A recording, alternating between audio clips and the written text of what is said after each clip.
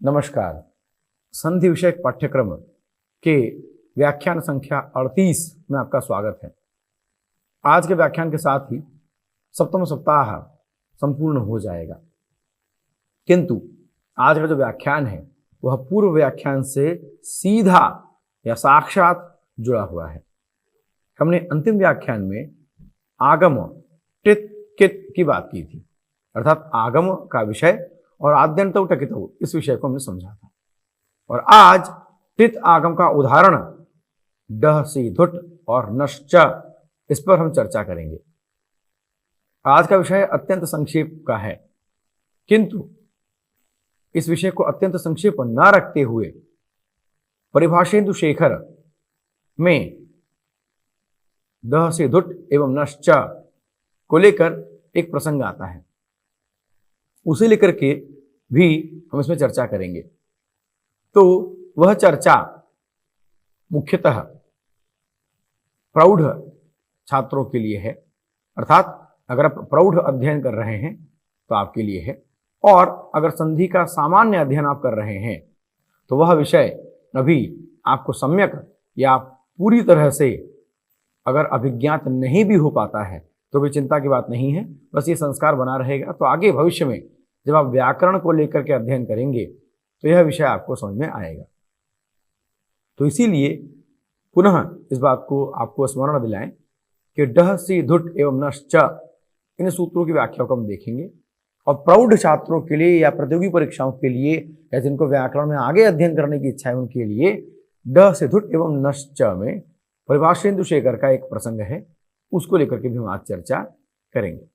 तो डह से धुट पर आने से पूर्व यदि हम आगम को लेकर चर्चा करें, जैसा कि हमने अंतिम व्याख्यान में देखा था, जो भी टित आगम होगा, अर्थात जहां पे ट की संज्ञा हुई हो, वो आदि का अवयव बनेगा, यानी आदि यानी शुरू में आके बैठेगा। आगम है तो बैठेगा, किसी को हटाएगा नहीं। तो डह से धुट सूत्र क्या कहता है, इसके लिए स्लाइड पे हम ध्यान देंगे।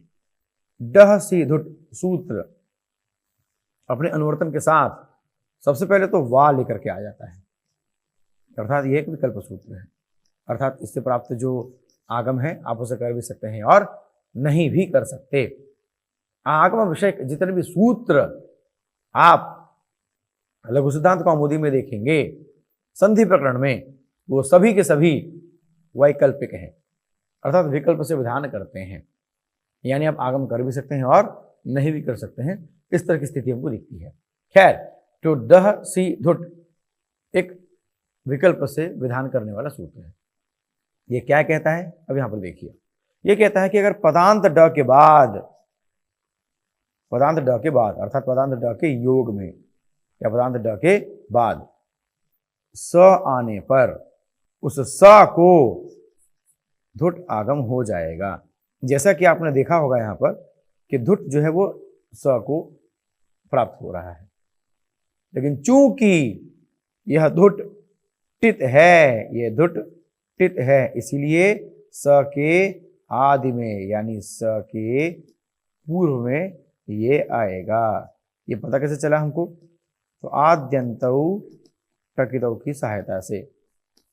तो अब यहां पर देखिए, षड संतः, षड में देखिए, षड में ड पदांत ड आ गया, संतः दंत स से प्रारंभ होने वाला संतः भी प्राप्त हो गया, अर्थात एक और दो दोनों शर्तें पूरी हो गई, एक और दो दोनों शर्तें पूरी हो गई। तो पदांत ड के बाद संतः, पदांत ड के बाद स आ गया, तो इस स को धुट का आगम होगा, यानी इस स से पूर्व आदि में पहले धुट का आगम हो जाएगा, तो षड धुट संतः बन जाएगा। अर्थात यहां पर देखिए षड संतः, यहां पर धुट का आगम होगा। अब धुट का आगम किसको होगा, स को होगा, इसलिए स के ठीक पहले आके बैठ जाएगा। अर्थात जो हमने अंतिम व्याख्यान में बात की थी कि आगम जो है वो अगर टित होगा तो आद्य अवयव अर्थात आदि का अवयव बनेगा, आदि का हिस्सा बनेगा। अगर कित हुआ तो अंत का हिस्सा बनेगा।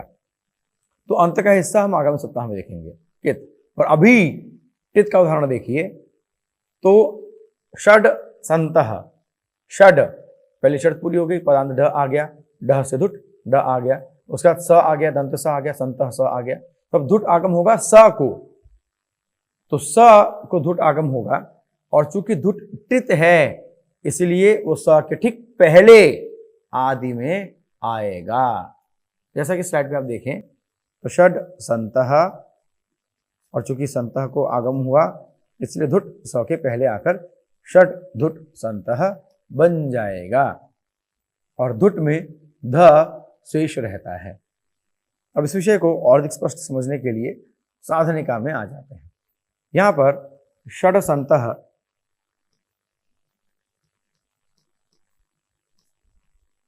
यहां पर षड संतः, ड आ गया, स आ गया, तो इस स को अब धुट का आगम होगा, और धुट चूंकि टित है इसलिए स का आदि का अवयव बनेगा। यही विषय यहाँ पर है। तो षड धुट संतः बन गया, और चूंकि आद्यंतो टकिता वो सूत्र है, इसके कारण आद्यव के रूप में इसका विधान होता है। यह विषय भी हम चर्चा में ला चुके हैं। तो षड धुट संतः बन गया, अब धुट में बचेगा श, अब धुट में बचेगा ध, तो षड ध संतः बन गया।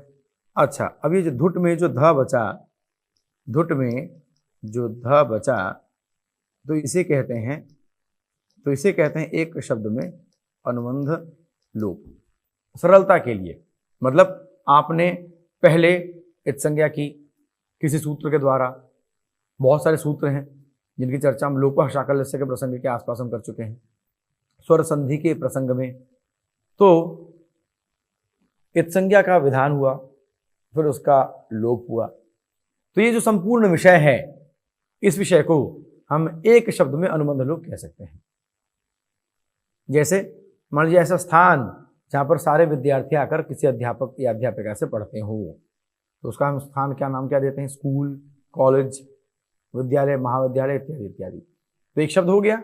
उसी प्रकार से अनुबंध लोप एक शब्द हो गया, इत संज्ञा करके लोप विधान करने का।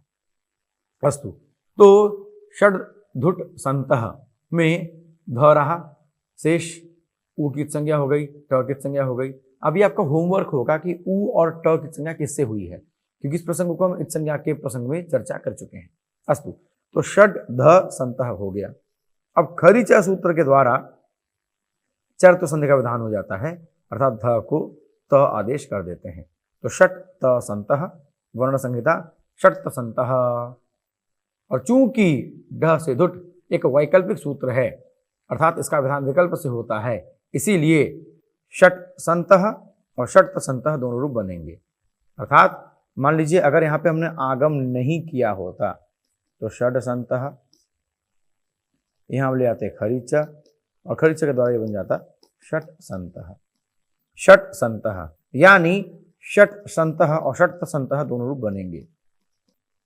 तो इस प्रकार के जो प्रश्न हैं वो प्रतियोगी परीक्षा इत्यादि के लिए बड़े महत्वपूर्ण माने जाते हैं, क्योंकि इस प्रकार के जो शब्द हैं वो प्रकृति से या वो सामान्य नियम से थोड़ा अलग लगते हैं या थोड़े अप्रसिद्ध हैं।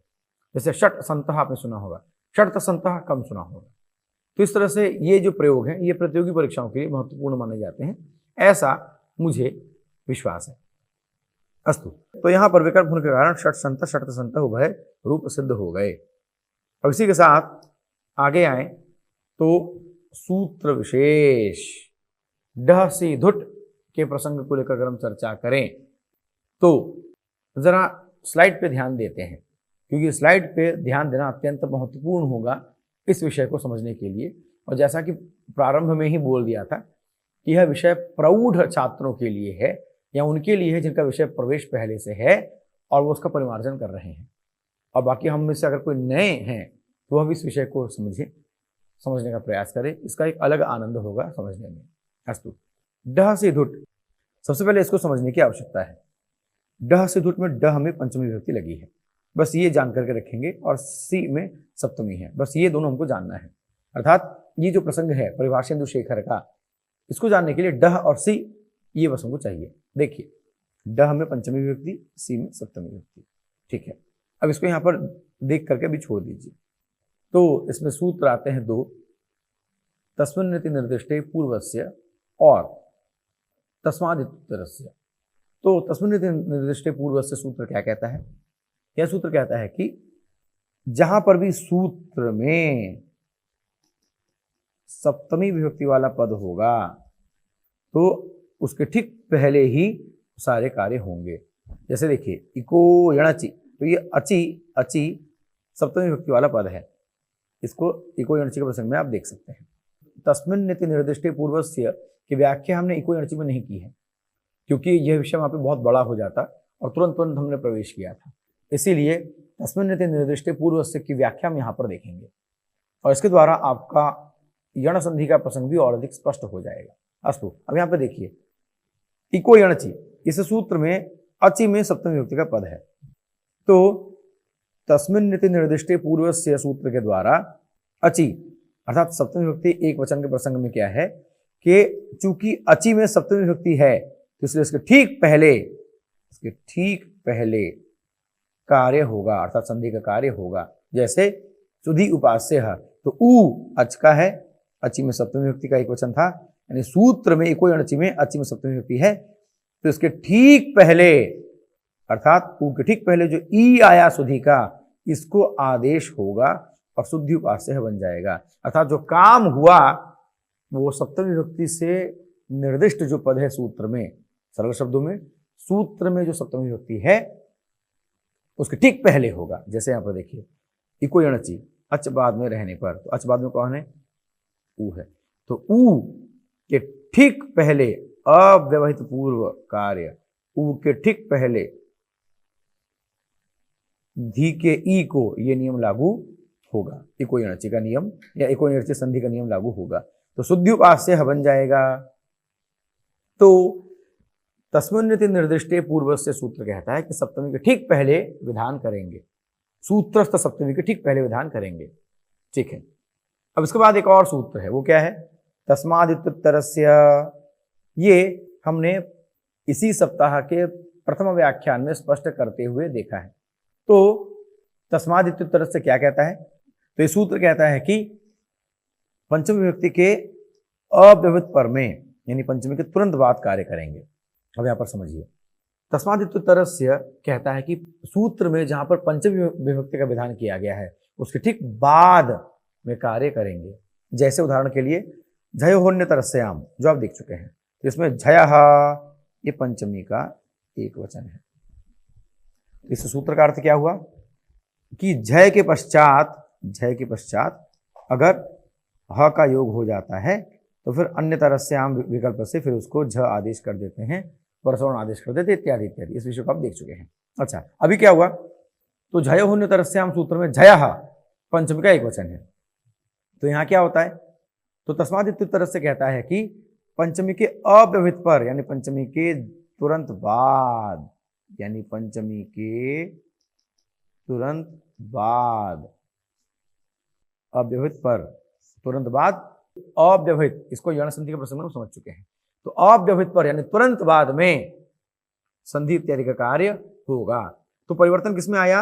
हीनम, तो ही को ह को झ हो गया, अज्झीनम बन जाता है।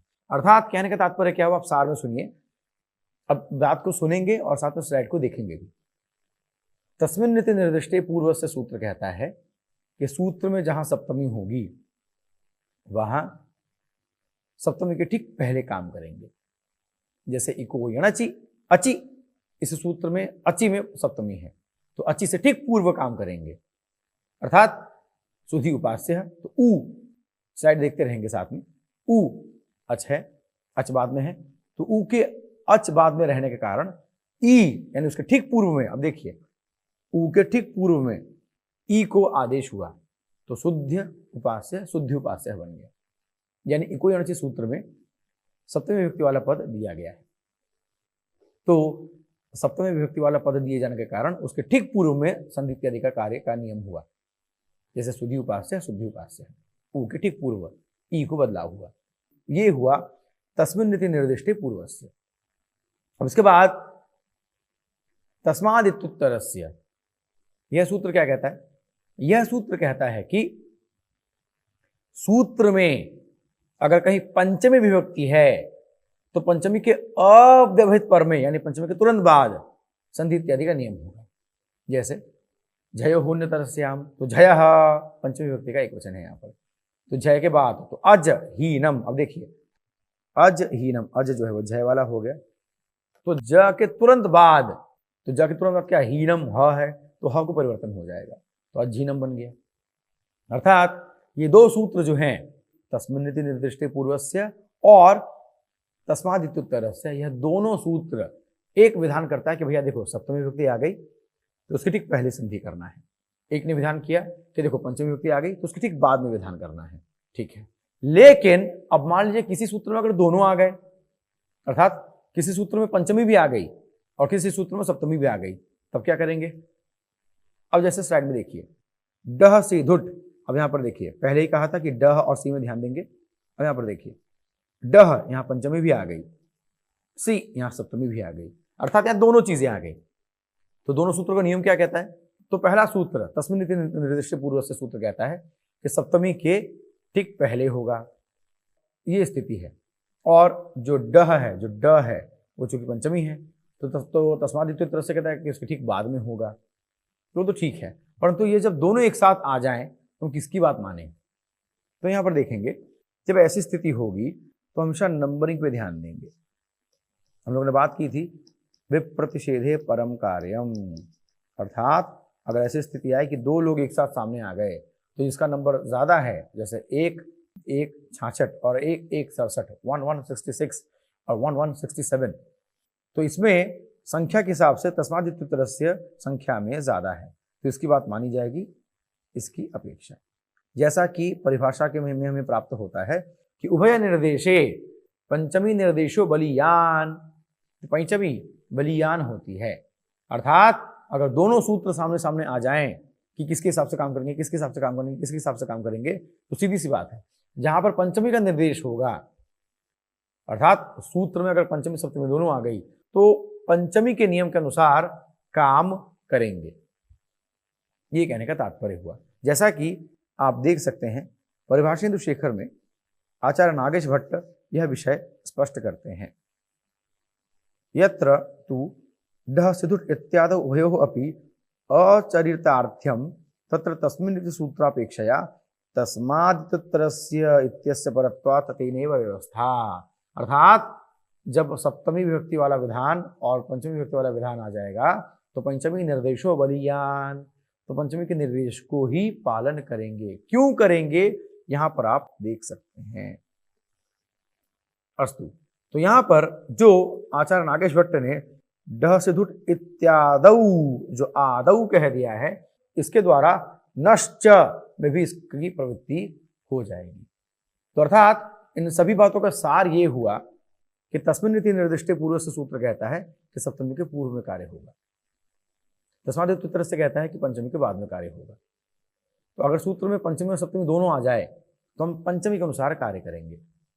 जैसे उदाहरण के लिए हम डह से धुट के स्लाइड को हम दोबारा देखें तो हम देखेंगे कि डह इसके अनुसार नियम हो रहा है, अर्थात ड के बाद स आने पर उस स को धुट आगम होगा। तो ड के बाद चूंकि यहाँ पे डह पंचमी विभक्ति आ गई इसलिए सी के विधान को लेकर बात ही नहीं करेंगे, सीधी सी बात है। ड के बाद स आने के कारण उस स को धुट आगम हुआ, तो ड के बाद यहाँ पे स के पूर्व में ये वो करके कोई बात ही नहीं करनी है, सीधी सी बात है। ड के बाद स आया और ड हमें चूंकि पंचमी विभक्ति है ड सी धुट में, इसलिए ड के बाद स आने के कारण उस स को धुट आगम हो जाएगा। तो यहाँ पर सी के पूर्व में करेंगे कि क्या करेंगे उसको लेकर सोचने की आवश्यकता ही नहीं है। यही विषय परिभाषेन्दु शेखर के द्वारा हमें स्पष्ट होता है और पंचमी निर्देशो बलियान के द्वारा हमें पता चल जाता है कि जब भी सूत्र में पंचमी विभक्ति का विधान किया जाएगा किसी पद में और अगर सप्तमी विभक्ति भी उसके साथ आ जाती है तो पंचमी को ही मान करके बात करेंगे। तो इस प्रकार से डह से धुट के प्रसंगों को समझने के बाद अब नश्च, नश्च सूत्र कहता है कि पदस्य न, जैसे मान लीजिए अगर पदांत न में फिर इसके बाद अगर बाद में स आ जाए तो उसको धुट आगम होता है विकल्प से। जैसा कि इससे पहले भी हमने बात की थी कि जितने भी सूत्र हैं आगम वाले लघु सिद्धांत कौमुदी के आधार पर संधि में, वो सारे के सारे वैकल्पिक सूत्र हैं, यानी हमको दो रूप मिलते हैं। अस्तु, तो नश्चा क्या कहता है? डह से धुट की बात को आगे बढ़ाता है। क्या कहता है वहां पे ड को लेकर विधान था, यहां न को लेकर विधान है। अर्थात न के बाद भी, जैसे ड से धुट, ड के बाद, उसके बाद नश्च, और न के बाद भी। सरलता से समझने के लिए हम कह सकते हैं कि ड से धुट, ड के बाद और न के बाद भी। अर्थात न के बाद भी अगर स आ जाए तो स को धुट आगम हो जाएगा। अब यहां पर देखिए, यहां पर भी नह में पंचमी है और सी में सप्तमी है, तो नह के अनुसार कार्य करेंगे। अस्तु, सूत्र क्या कहता है कि न के बाद अगर स आ जाए, जैसे उदाहरण के लिए अब देखिए, महान धुट संतः या सन संतः अगर करें या संसह कर दें सरल शब्द के लिए, संसह, यहां पर क्या हुआ, पदांत न आ गया, इसके बाद क्या हुआ, स आ गया, तो इस स को धुट आगम होगा, धुट आगम होगा। और चूंकि धुट आगम जो है वो टित है, इसलिए आदि का अवयव बनेगा, यानी आदि में पहले आएगा। तो किसके पहले आएगा, चूंकि स को ये विधान हो रहा है, इसलिए स के पहले आकर बैठेगा। तो क्या बनेगा, सन धुट सह, धुट में बचेगा ध, तो सन ध सह, ध को हो जाएगा त, तो सन त सह, संसह बन जाएगा। और चूंकि विकल्प सूत्र है, इसलिए संसह जैसा है वैसा भी रहेगा। अर्थात नश्च सूत्र के द्वारा संसह और संसह दोनों रूप बन जाते हैं। संसह, सन को देखिए, सन पदांत न आ गया, उसका स आ गया, और स को धुट आगम होगा, और चूंकि धुट टित है, इसलिए आद्यंतों टकितों की सहायता से धुट को आदि का अवयव बनाएंगे हम, यानी शुरू में आके बैठेगा, स के पहले आके बैठेगा। तो सन स, सन धुट स, तो इस प्रकार से फिर ध को स होकर संसह बन जाएगा। अब इसी में संसह की जगह सन संतः कर दीजिए, तो वहां पर भी संत संतः बन जाएगा। तो इस प्रकार से हमको अनेक उदाहरण मिल सकते हैं। तो साधनिका के रूप में हम महान सह की बात कर रहे हैं, तो महान और सह, महान न आ गया, इसके बाद स आ गया, तो यहां पर नश्च सूत्र के द्वारा धुट आगम हो जाएगा। नश्च, न के बाद भी, अर्थात न के बाद अगर स आ जाए तो उस स को धुट आगम होगा, और धुट टित है, इसलिए आद्यंतों टकितों की सहायता से स के पूर्व, स के आदि का अवयव बन जाएगा। जैसा कि यहाँ पर देखिए, महान धुट संतः, यहाँ पे दोनों शर्तें पूरी हो गई। देखिए यहाँ पे दोनों शर्तें पूरी हो गई, न भी आ गया, न भी आ गया, बाद में स भी आ गया, न भी आ गया, स भी आ गया, तो स को धुट आगम हो जाएगा।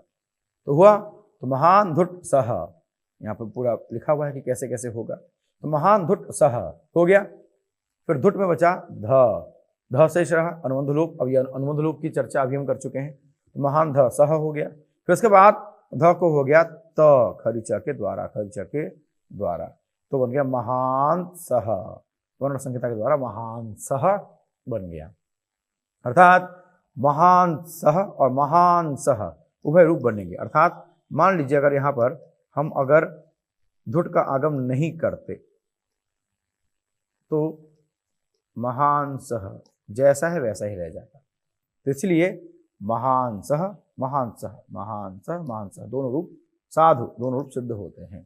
तो सार रूप में नश्च सूत्र क्या कहता है कि पदांत न के बाद अगर स आ जाए तो उस स को धुट का आगम होगा, और चूंकि धुट टित है इसलिए स के पूर्व में स के आदि का वो अवयव बनेगा। तो धुट में ध शेष रहा, तो महान ध सह, फिर त हो गया खरीचा के द्वारा, तो महान सह बन गया। तो इस प्रकार से आज हमने डह सी धुट और नश्च इन दो सूत्रों को देखा। और जैसा परिभाषेंदु शेखर के विषय में हमने देखा था कि डह सी धुट इत्यादौ, इस आदौ में नश्च सूत्र भी आ जाता है। अब यहां पर भी देखिए पुनः एक बार, नह सी, नह सी। अब यहां पर देखिए, नह में पंचमी विभक्ति का विधान हुआ है, और चूंकि पंचमी विभक्ति का विधान हुआ है तो इसीलिए उभय निर्देशे अगर ऐसी कोई स्थिति आ जाए जहां पर पंचमी विभक्ति भी है और सप्तमी विभक्ति भी है, यानी ऐसा कोई सूत्र आ जाए जहां पंचमी भी आ रही है, यानी उस सूत्र में पंचमी विभक्ति का प्रयोग भी किया गया है और सप्तमी का प्रयोग भी किया गया है, तो वहां पर पंचमी के निर्देश को लेकर बात करेंगे। उभय निर्देशे अर्थात पंचमी और सप्तमी के उभय निर्देश अगर की स्थिति मिल जाए, वहां पर पंचमी को लेकर के बात करेंगे, यानी पदांत न के बाद स आने पर, वहां पर स के पूर्व में ये उसकी कोई आवश्यकता नहीं है। पदांत न के बाद स आने पर स को धुटागम। तो यहां पर नियम पदांत स के अनुसार बनाया गया है, ये कहने का तात्पर्य है पंचमी निर्देश होने के कारण। अस्तु, तो ये विषय अभी हम देख चुके हैं। इत्यादौ, आप देख सकते हैं इस इत्यादौ के द्वारा नश्च का विधान हम ले लेते हैं। अस्तु, इसी के साथ आज का जो व्याख्यान है वह ड सी धुट नश्च को लेते हुए संपन्न होता है। और इसके साथ साथ हमने परिभाषेन्दु शेखर का प्रसंग भी देखा, जो हमारे कॉन्सेप्ट को और अधिक स्पष्ट करेगा। इसी आशा और विश्वास के साथ आगामी सप्ताह में हम आगम वाले जितने बाकी सूत्र अवशिष्ट हैं, यद्यपि बाकी सूत्र क्या, सारे सूत्र तो बचे ही हैं, बस हमने धुट आगम देखा है, तो बाकी जितने भी आगम लघु सिद्धांत कौमुदी में हमको प्राप्त होते हैं उनकी चर्चा हम आगामी सप्ताह में करेंगे। इसी के साथ आप सभी को हार्दिक आभार और धन्यवाद।